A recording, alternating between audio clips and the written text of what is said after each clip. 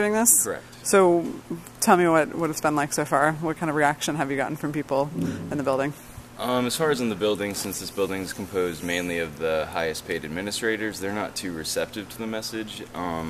We've had some other administrators who met us our first occupation, and one of them has actually came back and kind of gave us some snide remarks. So that's kind of generally been the attitude, at least with the people inside this building.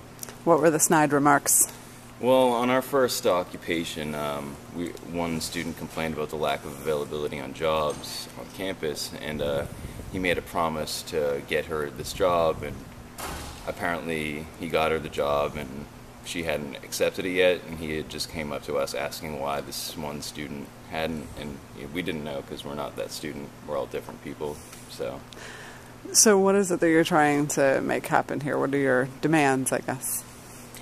Well, we have 8 general demands, and basically they can be categorized into ending tuition hikes and budget cuts, especially those that are imposed by the Board of Trustees, because we're pretty used to the state legislature pushing these budget cuts as well as tuition hikes, but we expect the representatives of this campus to take a stronger stand against those, and they haven't.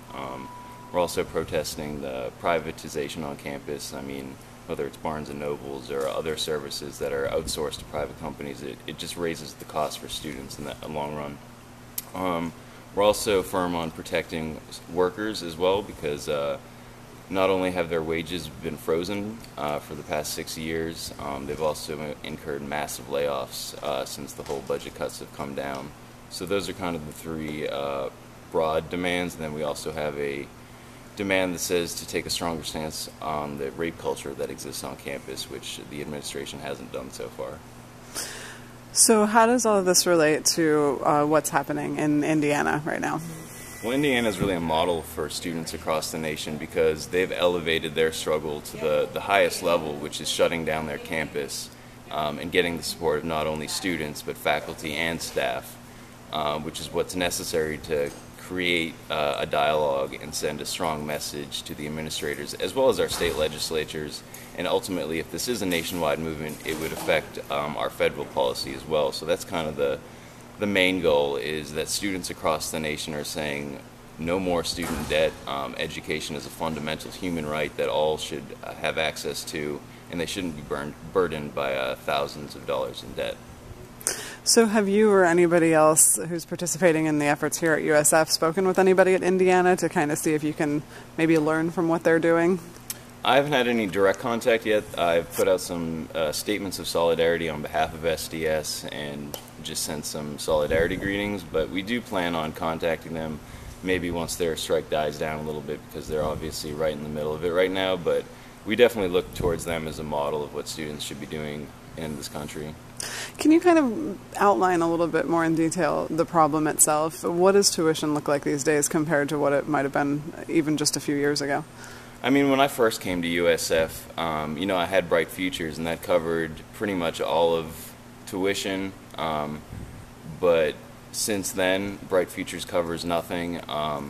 People just take out more and more student loans to the point where $1.5 trillion of student loan debt is what we're looking at right now, which surpasses credit card debt. So it's just kind of a massive effort on behalf of state legislatures, as well as the corporate bankers that sit on these Board of Trustees. It's in their interest to push student loans as well as raise tuition hikes, because it ultimately benefits them, and they don't have to make any real necessary structural changes on their behalf to benefit students and keep the burden off them.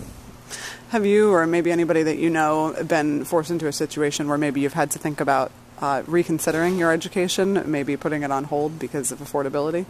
Oh yeah, there's been plenty of people who, in SDS, as well as just friends that I've known, who have had to ultimately drop out because if they took out any more student loan debt, they would not be able to afford it or to live at all, really.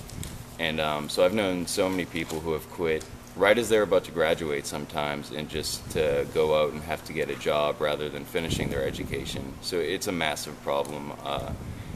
People having to postpone their education or ultimately never even getting a degree because of it.